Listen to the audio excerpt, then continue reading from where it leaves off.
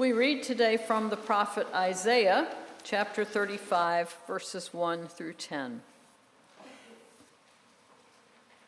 The wilderness and the dry land shall be glad. The desert shall rejoice and blossom. Like the crocus, it shall blossom abundantly and rejoice with joy and shouting. The glory of Lebanon shall be given to it, the majesty of Carmel and Sharon. They shall see the glory of the Lord, the majesty of our God. Strengthen the weak hands and make firm the feeble knees. Say to those who are of a fearful heart, be strong, do not fear. Here is your God. He will come with vengeance, with terrible recompense. He will come and save you. Then the eyes of the blind shall be opened, and the ears of the deaf shall be opened. Then the lame shall leap like a deer, and the tongue of the speechless sing for joy. For waters shall break forth in the wilderness and streams in the desert. The burning sand shall become a pool, and the thirsty ground springs of water. The haunt of jackals shall become a swamp. The grass shall become reeds and rushes. A highway shall be there, and it shall be called the Holy Way.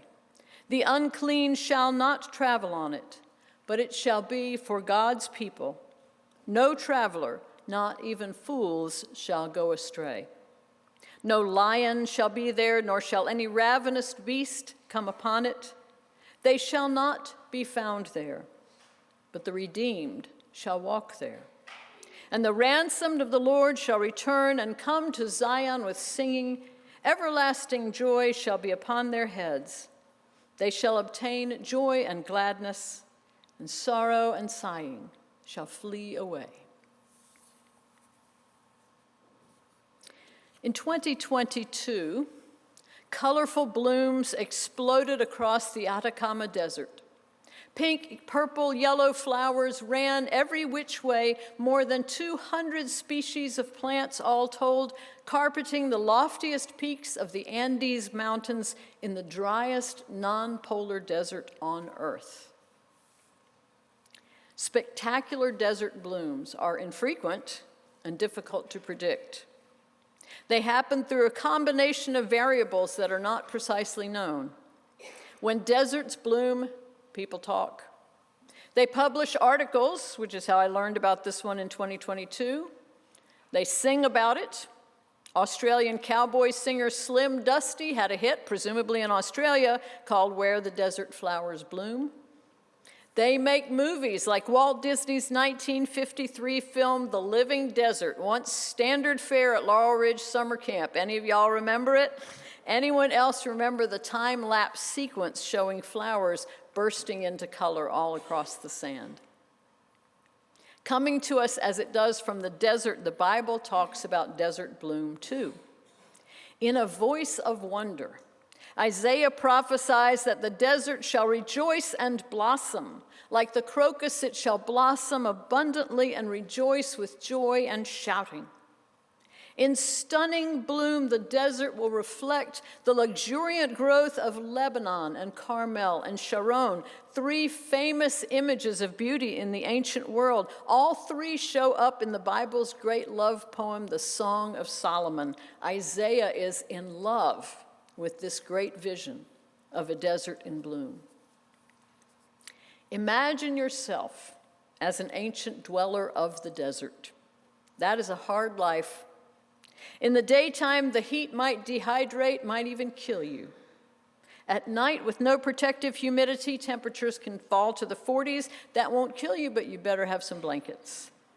Also, while you're wrapped up in those blankets, shivering in the cleft of a rock, you might be pondering an awful irony. So inhospitable, this place, so inhospitable to life, is somehow quite alive with wild animals who do not have your best interests at heart. The day in, day out life in the desert is bad enough. Just carrying a pack in that heat day after day could make your hands weak. Stumbling over sand and rock could make your knees feeble. The possibility of dangerous wildlife could fill your heart with fear. That's all normal stuff in the desert. And still it could be worse. As harsh as the natural world can be, human society can be harsher. A sandstorm or a flash flood does not set out to get you specifically, but a human? Well, as Isaiah says in chapter 24, the treacherous deal very treacherously. Dangerous people may dwell in the desert. If the treacherous should deal treacherously with you, what would you want God to do about it? Well, of course, you'd want God to save you, but not just that. You might want God to save you with terrible recompense. You might want to see the treacherous hurt the way they have hurt you. You'd want God to settle accounts, eye for eye and tooth for tooth. This is a normal way for a human to feel. Unjust injury makes our world seem out of joint. The dream of revenge is a dream of squaring accounts, putting everything back in its proper place. When we ask God for terrible recompense against those who have hurt us, it's a dream that God will put things back in order. If the Bible talks a lot about vengeance, it's because the people of the Bible have been hurt, deeply hurt, over and over again. Voices of grief come to us through the history of a suffering people, living in brutal conditions, brutalized by large and powerful nations, with no power of their own to impose equal suffering on their enemies. So they place vengeance in the hands of God, looking forward to God's working it out in history.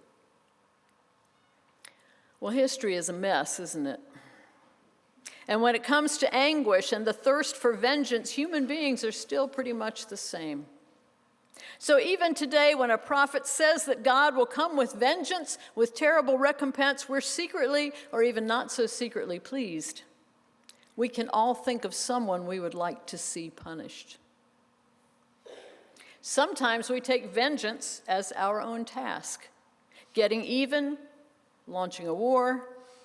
On our better days, we remember that the Bible says vengeance belongs to God. We might then tell ourselves that God will take care of things and go about our lives, but we'll always be keeping an eye out for the terrible recompense that's going to put the world back in order. But what are we looking for when we look for the vengeance of God? Volcanoes? Earthquakes? In our imaginations, nothing says God's vengeance like natural disaster. And yet, when volcanoes erupt and earthquakes split the ground, have you ever even thought about blaming some nation's behavior? Do you wag your finger like some biblical prophet and declare that you told them so? No. You fall to your knees and you cry, "My God, nobody deserves this. No people could be that bad. And God cannot be that bad either." So now we have a conundrum. If we trust that God is coming with vengeance and terrible recompense, and yet we do not accept that pain and tragedy are the manifestation of God's vengeance, then we are going to have to consider that our picture of God's terrible recompense might be all wrong. We need another picture. So here's one. Then shall the eyes of the blind be opened, and the ears of the deaf shall be opened. Then the lame shall leap like a deer, and the tongue of the speechless sing for joy. For waters shall break forth in the wilderness, and streams in the desert. The burning sand shall become a pool, and the thirsty ground springs of water. Now, if we expect God's vengeance to restore order, then Isaiah's vision fails the test. God in this vision does not restore natural order.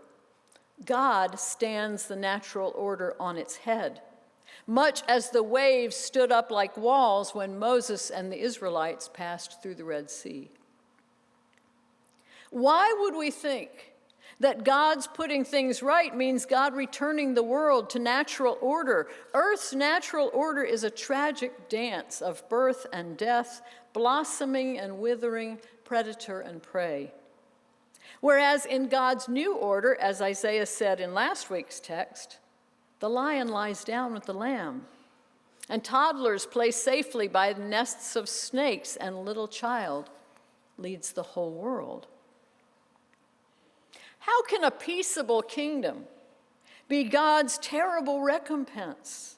Volcanoes are terrible. Earthquakes are terrible. They are terrible because they inspire terror.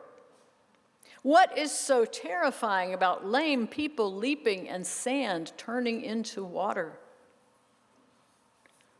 Only everything.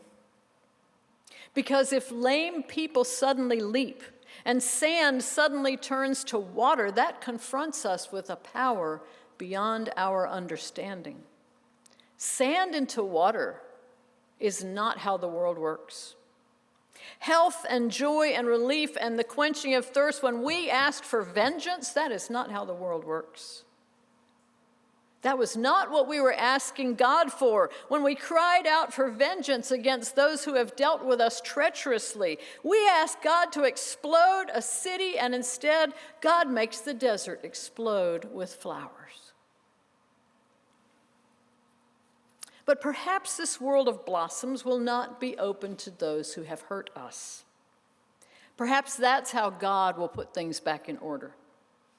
The good people will cross that carpet of flowers on what Isaiah calls the holy way, a way so perfect that not even fools can get lost on it, which I'm sure is good news for us all.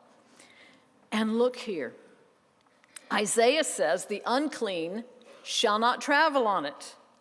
Maybe this is God's vengeance. God kicks the bad people off the path. Or maybe the reason the unclean shall not travel on the path is that God will have made everyone clean. What a spectacular overthrowing of our expectations, that God seeks not to include, but with great and life-giving power cleanses and redeems and opens the holy way to all.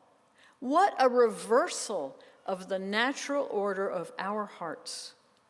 No wonder Isaiah is in love with this vision. It's a vision of God giving beyond measure, God loving beyond all our power to imagine, God filling the universe with excessive and extravagant beauty, God being God, we might say, with a vengeance. It is a stunning vision, but it is long in coming. What are we to do while we wait? We are to follow the example of Jesus, who continually upended the natural order of everything from fig trees to the Sea of Galilee, not to mention the ordered hierarchies of religion and society. Jesus urged his disciples to live in unnatural ways, turning the other cheek, loving enemies, forswearing seats of honor, forgiving 70 times 7, poking their heads through the hard soil of hearts like crocuses breaking through the desert. A desert bloom probably always seems like a miracle, but the potential for bloom is always there, below the rocks and the sand, plants lying dormant until conditions call them to blossom. Here on earth, awaiting the fulfillment of God's vision, our lives should fill the soil with potential, ready when God calls for the desert to bloom. Think of a traveler, weary in the desert, weary of the journey, weary of the sand, weary of being hurt, even weary of hurting others. Traveling on with weak hands and feeble knees and a fearful heart. What if the traveler met you in the desert? Would your encounter leave that traveler with a hint that the dry ground holds the potential for blossoms? Would that potential help the traveler go forward? Would it help them be strong? What courage might it give to a fearful heart to see you as a sign that the desert is always poised for bloom? And the ransomed of the Lord shall return and come to Zion with singing. Everlasting joy shall be upon their heads. They shall obtain joy and gladness, and sorrow and sighing shall flee away. And the desert shall bloom with a vengeance. Amen.